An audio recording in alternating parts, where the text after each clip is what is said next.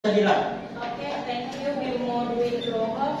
Coordinate connector and fungsinya adalah menggabungkan dua klausal yang memiliki kesetaraan arti atau memiliki kedudukan yang sama. But berfungsi untuk menggabungkan dua klausal yang memiliki makna berlawanan dan or connector ini digunakan untuk menggabungkan dua klausal yang bermakna pilihan. So connector ini berfungsi digunakan untuk menggabungkan dua klausal yang bermakna sebab akibat.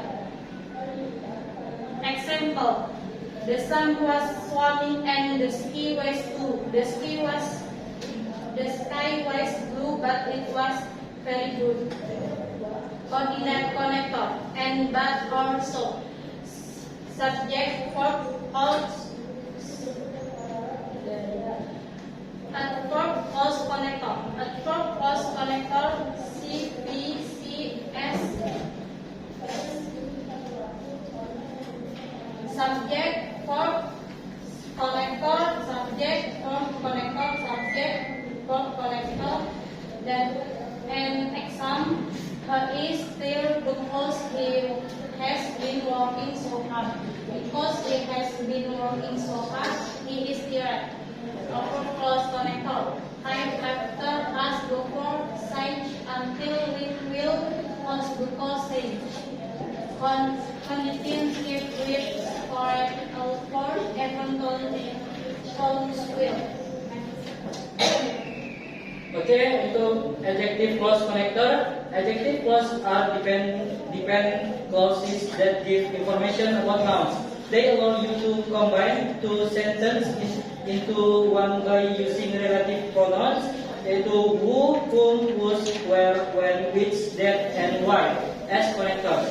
Contoh pertama, who, used for people as subject. My friend missed the lecture. She borrowed Sam's notes to review. Menjadi my friend who missed the lecture borrowed Sam's notes to review. Yang whom used for people as objects.